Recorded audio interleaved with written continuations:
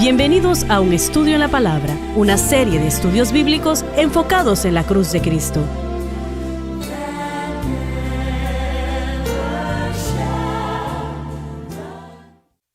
Bienvenidos hoy a Un Estudio en la Palabra. Este es el evangelista Jimmy Swaggart junto a Lauren Larson, Bob Cornell, Dave Smith y el Dr. Don Paul Gray. Y estamos muy alegres de estar con ustedes. Estamos estudiando algo que personalmente siento que es extremadamente importante. Y obviamente estamos hablando de la vida victoriosa cristiana. Esto es lo que la palabra de Dios proclama para nosotros. Realmente hay una cantidad de preguntas que creo que necesitan respuestas. Y yo quiero presentar una. Creciendo en las asambleas de Dios, una gran denominación que tocó a este mundo para Cristo y literalmente puso el evangelio en cada nación del mundo. Realmente de los grandes hombres de Dios que estuvieron allí, que pude conocer realmente hombres y mujeres especiales y prediqué en las iglesias de muchos de ellos. Pero creciendo en ello, yo hice propiamente lo que se mencionó en previas programaciones. Salvación, yo vi, no estoy exagerando, cientos de miles que vinieron al conocimiento de Cristo, que le aceptaron como su Salvador. Y recuerdo que volé con el presidente de Chile en un helicóptero. Jim Woolsey estaba con nosotros y sé que Francis estaba ahí también, Donnie, etc. Y un sábado en la tarde nosotros fuimos a reunirnos con él y volamos por encima del estadio en Santiago, Chile, y a las 3 de la tarde o las 4, ese lugar estaba lleno a capacidad, cerca de 100,000 personas a esa hora tan temprano. Y el gerente del estadio, me enteré después que tenían una manera de ellos cuantificar las personas para saber cuántos habían allí. Y no voy a entrar en los detalles de cómo lo hacen, pero él dijo, yo no lo sabía hasta que él nos los dijo, que el llamado al altar ese sábado en la noche, cerca de 28,000 personas pasaron al frente para aceptar a Cristo en aquel día. Allí oraron. ¿Cuántos fueron salvos? No lo sé, no puedo responder a eso. Pero salvación por la preciosa sangre de Jesús predicamos fuertemente y poderosamente. El próximo paso era el bautismo con el Espíritu Santo. Eso era lo que a mí se me había enseñado. Era todo lo que yo sabía. Y era correcto, en cierta manera, 100% correcto hasta cierta manera. Todo creyente necesita el bautismo con el Espíritu Santo. Como lo dijimos en la previa programación, es exactamente lo que el Señor le dijo a Ananías que hiciese. Ve, ora por Pablo. 3 días después de ser salvo, impon las manos sobre él, ora por él, para que sea bautizado con el Espíritu Santo. Y lo fue. Así de urgente era esto. Cuando Felipe tuvo esa reunión en aquel lugar, realmente muchas personas fueron salvas, hubo gran gozo allí, pero nadie fue bautizado con el Espíritu Santo. Pero en el momento que los ancianos de Jerusalén escucharon de lo que había sucedido en Samaria, enviaron a Pedro y a Juan, a los dos poderosos que tenían, los enviaron para orar por ellos, para que fuesen llenos del Espíritu, y fueron llenos del Espíritu. Cuando Pablo fue a Éfeso, él vio los que estaban allí presentes. 12. Como 12 hombres. Y en una conversación con ellos les preguntó, ¿habéis recibido el Espíritu Santo después de haber creído? Han recibido, habiendo creído, recibieron. Así es como lo dice el griego. Entonces, eso nos muestra a nosotros la urgencia de esto, cómo el Señor quiere que sus hijos sean bautizados con el Espíritu Santo. Alabado Dios.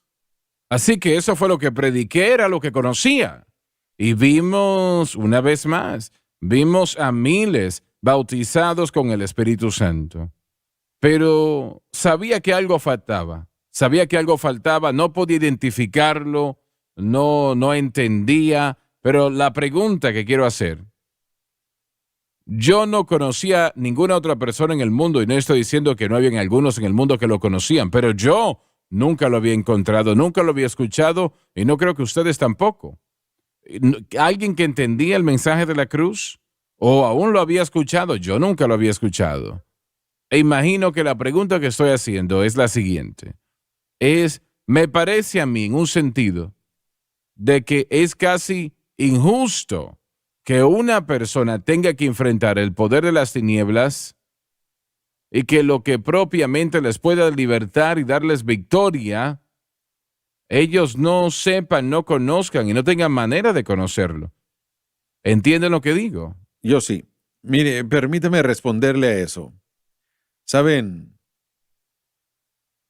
he pensado mucho desde que me mudé para acá. He estado aquí como 1 año y 3 meses. He tratado de escucharlos cuidadosamente.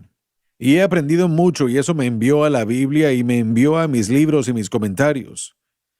Y a mis libros en griego, así que he estado estudiando y he aprendido.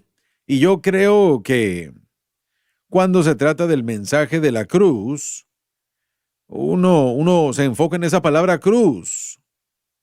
Y bueno, cuando uno estudia a Pablo, él ciertamente se enfocó en ella. Él utilizó esa palabra mucho. Así que no podemos hablar acerca de la cruz demasiado. No hay duda, es central al Nuevo Testamento, al Nuevo Pacto. Para la enseñanza de la teología del Nuevo Testamento es muy importante. Pero yo creo que como un pentecostal, hasta cierto grado, para mí personalmente, nos brincamos, así como dijimos antes, de la cruz al aposento alto, al bautismo en el Espíritu Santo, y no regresamos a trabajar realmente en el tema de la santificación, así como usted y como debemos en términos de entender cuán crítico todo esto es. Pero Dr. Gray, no hay manera que yo, en mi propia habilidad, hubiese llegado a tener esta doctrina. No, entiendo. Bueno, el Tuvo Espíritu que Santo, ser una revelación. el Espíritu Santo lo dirigió, pero usted hizo mucha oración y estudio. Yo sé cuánto usted ha estudiado. Ha escrito 100 libros, me supongo. Así que usted ha hecho mucho estudio, pero el Espíritu Santo lo dirigió a esa verdad central. Y ahora, bueno, ahora estamos llamándole aquí el mensaje de la cruz. Pero este es mi punto. Mire, cuando usted estudia a John Wesley, él se enfocó en lo mismo que el mensaje de la cruz está enfocado. Eso es cómo vivir una vida cristiana victoriosa. Así es, correcto, sí. Y bueno, él no pudo desarrollarlo tan claramente como usted lo ha hecho. Y usted ha escrito ya sobre el tema, pero él estaba tras el tema que necesita ser salvo, necesita ser convertido. Y lo que él vio en todo el mundo congregacional, el mundo presbiteriano, en toda la iglesia reformada, las diferentes iglesias, él vio a la gente salva genuinamente, pero estaban luchando con el pecado en sus vidas y no vivían una vida de victoria. Así que Wesley comenzó a tratar con su vida personal, y al tratar con ella, el Espíritu Santo comenzó a hacer nacer el mensaje de la segunda bendición. Él tomó ese mensaje, ¿sabe? Y lo esparció por toda Inglaterra y hasta los Estados Unidos, y aún más allá. Pero cuando estudiamos a Wesley, él definitivamente entendió la conexión de su mensaje a la cruz, pero no al extremo que usted lo ha desarrollado en su predicación. Mire, todos los hermanos aquí pueden comentar acerca de John Wesley y los hermanos Wesley, pero mire, la mayor diferencia de lo que estamos hablando nosotros, no estamos hablando de un evento. Estamos hablando de una progresión de crecimiento, bueno, sí, un estilo de vida. Él estaba muy interesado en eso. Sí, pero él lo trajo al punto de que, bueno, se necesita tener el evento y después lo va a recibir. Sí. No hay ningún evento en la vida del creyente que garantice una continua progresión día tras día, tras día, tras día, tras día, tras día. Sí. No hay evento. Sí, amén. Solamente hay un objeto de fe. Permítame decir algo. Ahí es donde el movimiento pentecostal se equivocó, porque Parham y Seymour y otros, saliendo del movimiento metodista y de santidad, enfatizaron el evento. En vez de ese lado, bueno, eso es correcto, está en lo correcto. Así fue con la entrada del bautismo con el Espíritu Santo, como se ha declarado ya, y todos ustedes han sido testigos de esto. No había una búsqueda de la santificación progresiva mediante la fe y la cruz. Era el evento del Espíritu Fue el Santo. evento del Espíritu Santo. Ahora, Bob ha testificado y lo puede decir mucho más claro que yo en cuanto a la verdad de que ese mensaje de hecho fue presentado ciertamente al principio del movimiento pentecostal en la calle Azusa, pero no fue aceptado como algo que debería mantenerse. Se perdió. Yo he leído tras eruditos que hablan acerca de tener nuestra fe en la obra consumada de Cristo, la mayoría de ellos eruditos bautistas que decían que aquí es donde tenemos que poner nuestra fe, y ellos lo decían de la misma manera como yo lo diría el día de hoy. Sin embargo, Se referían a otra cosa. sí, sin embargo, una de las cosas que yo he encontrado es que aún hasta algunos de los grandes autores, después de haber escrito ciertas cosas correctamente, no han influenciado a suficientes personas al punto de que la gente en general conociera esto normalmente. Tal vez está en un libro por aquí o escrito por allá o por allá. Así que cuando hablamos de que no se ha conocido, yo no creo que estemos hablando de que nunca se ha conocido, sino que estamos hablando realmente, en mi opinión, de la revelación de una verdad para el cuerpo de Cristo como jamás se había visto. Y yo creo que el mensaje de la cruz, de acuerdo como lo hemos llamado, apenas ahora se está revelando por primera vez desde los días del apóstol Pablo, para que lo pueda ver el público en general. Yo creo que hubo vislumbres por aquí y por allá y en diferentes lugares de conocimiento, pero el conocimiento general realmente no estaba donde tenía que estar. Y en parte no es porque la gente era impía o tal vez no estaba dispuesta, simplemente tanto depende del tiempo de Dios. La progresión de Dios siempre tiene que ver con el tiempo. En su momento, en el cumplimiento del tiempo, Jesús nació. Así que, y se nos acabó el tiempo, pero yo creo que siempre está la situación del tiempo de Dios, que es tan importante como la voluntad de Dios. Y tenemos que ver eso. Tenemos que ir a la pausa, ya volvemos y vamos a continuar exactamente con la ayuda del Señor donde nos quedamos.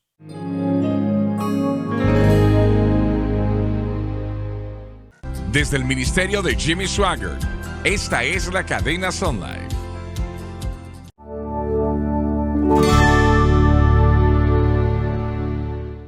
Estamos de vuelta. Dijiste algo antes de la pausa que yo quiero verlo detenidamente a su tiempo. Correcto. Nos preguntamos acerca de eso, ¿no? En su tiempo vino Jesús. Él no vino antes, Correcto. sino que vino en el tiempo apropiado. Cuando Correcto. el mundo lo Un tiempo necesitaba designado. desesperadamente, más de lo que podemos nosotros describir. Durante 4,000 años estaba la promesa, pero el tiempo apropiado no había llegado. Eso es correcto. Entonces, eso es. Lo que estás diciendo es que Dios tenía y tiene tiempos específicos para este mensaje ser presentado al mundo. Eso es lo que estoy tratando de decir. Y yo creo que en los últimos 20 años Dios ha escogido ahora, por cualquier razón, por sus razones, traer a la luz el mensaje que podrá traer al cuerpo de Cristo la libertad más grande del pecado que ha llegado a darse desde el nacimiento de la iglesia, el tiempo de Dios. Piénselo. Mire, fijémonos en la vida de José en el Antiguo Testamento. Él interpreta el sueño del panadero y el copero y dice, no se olviden de mí, no se olviden de mí. Y ellos se van, ¿y qué pasa? Lo olvidaron. Se olvidaron de él. Sí. Bueno, si ellos se hubieran acordado de él y lo hubieran traído ante Faraón y él hubiera salido de la cárcel, José solamente hubiera sido otro siervo desempleado exprisionero. Sí. Piénselo, un prisionero desempleado, eso es todo lo que hubiera sido, porque el tiempo de Dios era tan importante como la voluntad de Dios. Cuando llegó el tiempo de que José fuese recordado, cuando se le necesitaba, cuando era el tiempo, así es, a su tiempo, Dios se movió. Lo que José siempre sintió que era lo que se le debía, lo que José sentía, y la Biblia dice, hasta la hora que se cumplió su palabra, el dicho de Jehová lo probó. Así que el tiempo de Dios era muy vital. José escaló de ser ese prisionero en esa prisión hasta llegar a ser el segundo al mando de todo Egipto, a su tiempo. Si estudiamos las revelaciones que Dios le ha dado al hombre con respecto a sí mismo y con respecto al plan de redención, siempre son progresivas. Siempre, siempre, siempre. Y desde la Reforma Ha existido una restauración progresiva. De verdad que Dios le dio primeramente a la iglesia del primer siglo. Uno comienza con la reforma de la fe, siendo la ruta para la salvación y no las obras. De vuelta con Juan, no Juan, pero Martín Lutero y los otros en la reforma. Claro. Esa restauración de adoración que le siguió, una restauración después de santidad, una restauración de obras misioneras, de alcances. Finalmente, en los 1900, una restauración del bautismo con el Espíritu Santo. Ahora, todo esto fue después de el derramamiento original del Espíritu Santo, unos 15 años después del Pentecostés, que Dios trajo y que abrió el mensaje de la cruz a través del apóstol Pablo a una iglesia que realmente no lo entendía, que no sabía exactamente en qué poner su fe. No significa que ellos no habían experimentado la victoria, que ellos no habían avanzado en Dios, sino que iban a estar limitados hasta que Dios le diera esto al apóstol Pablo, y él dijo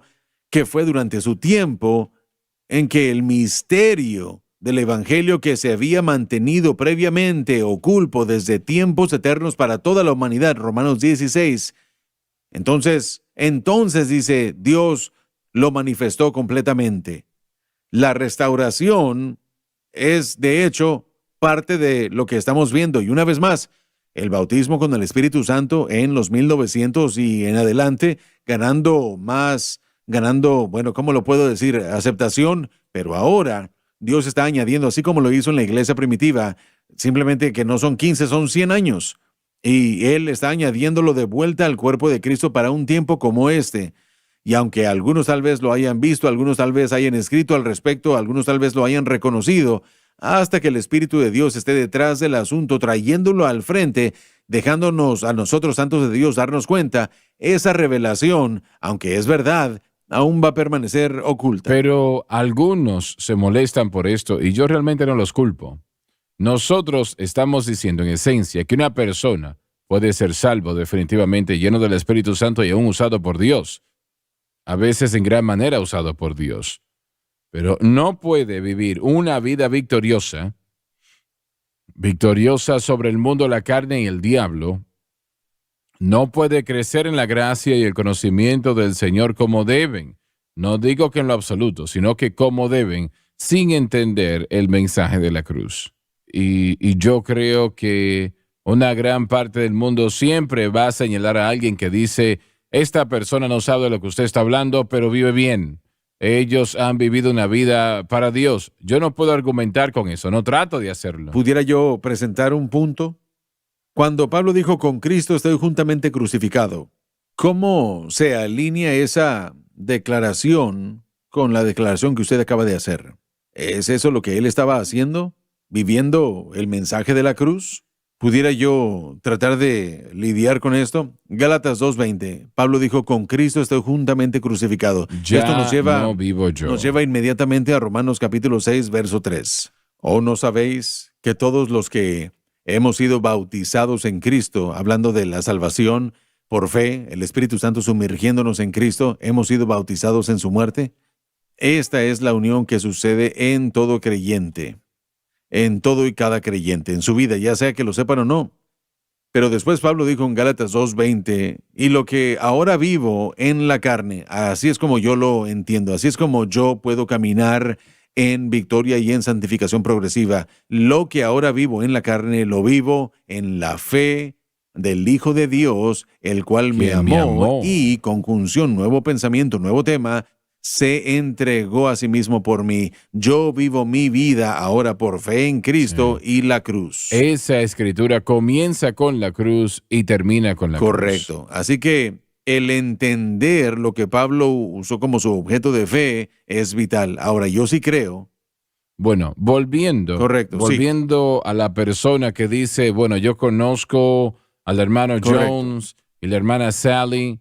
Ellos no saben de lo que usted habla y viven una vida para Dios. Bueno, muy bien. Mi opinión es que yo creo que al grado que el creyente viva humildemente ante Dios, el Señor continuará obrando en él. Sin embargo, también quiero calificarlo diciendo que cuando una revelación es manifestada, Dios ya no más tolera la ignorancia, ya no más es tan, ¿cómo lo puedo decir?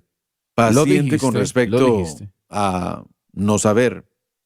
Así Él que no tolera la la longanimidad. ignorancia. Sí, mire, en aquel día en el que el hombre no sabía acerca del bautismo del Espíritu Santo, Dios hacía lo que podía a través de ellos. Así es. Y hasta el mismo grado, cada vez que hay una revelación, si la persona es humilde, hombre o mujer, si ellos básicamente confían en Cristo, con todo su ser, ellos van a experimentar lo que el Espíritu Santo hace.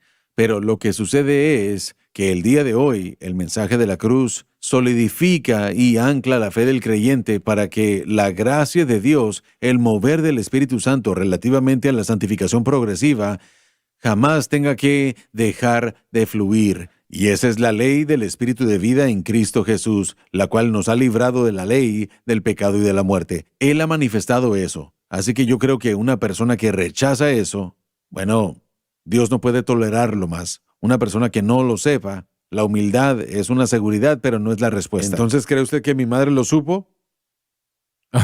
No tengo idea. No sabe, ella murió a los 94 años de edad.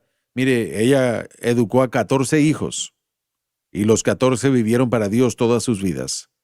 Sí. Pero el punto es que mamá solía caminar por la casa muy estresada por ciertas cosas.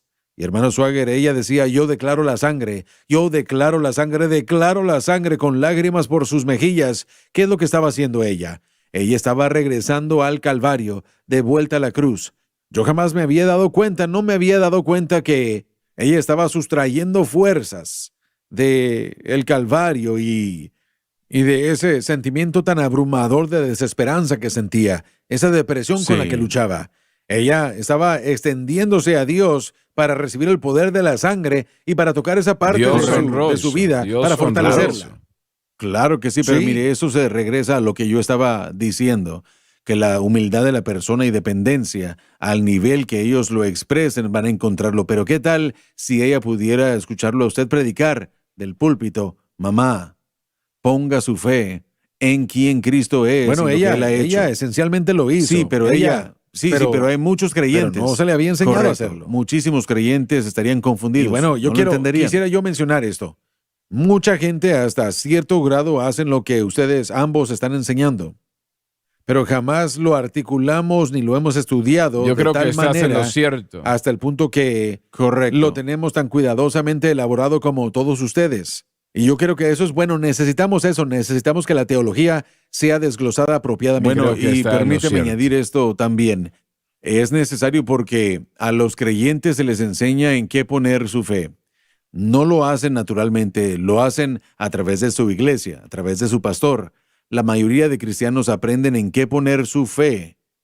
Y ahora es vital que sepan y que no supongan, que no sea algo incierto y que no solo operen en humildad y dependencia. Gracias a Dios por los creyentes que operan así, pero tenemos que aprender en qué poner nuestra fe, o si no, vamos a estar nosotros con un gran riesgo de equivocarnos y de no poder vivir para Dios. Ese es el problema principal cuando se le enseña a la persona en qué poner su fe. La terminología no se usa de esa manera, pero el incidente y la motivación es de que ponga su fe en tal situación. Claro que sí. Esa es la motivación. Y la gente hace eso porque no saben qué otra cosa hacer. Cuando una persona es bautizada en el Espíritu Santo, uno está en el cielo, uno anda caminando en las nubes. Pero cuando uno sale de eso, uno se enfrenta a la tentación del mundo y a los apetitos de la carne.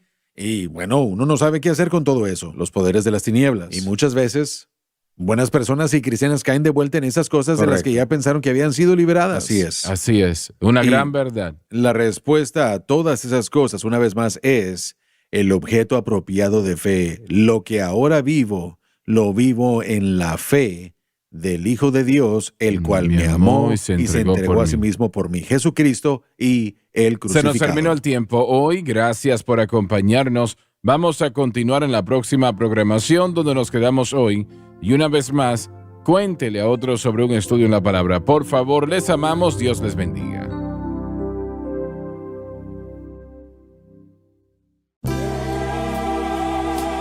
Gracias por sintonizar Un Estudio en la Palabra. Visite nuestro archivado de programas en línea en sonlifetv.com.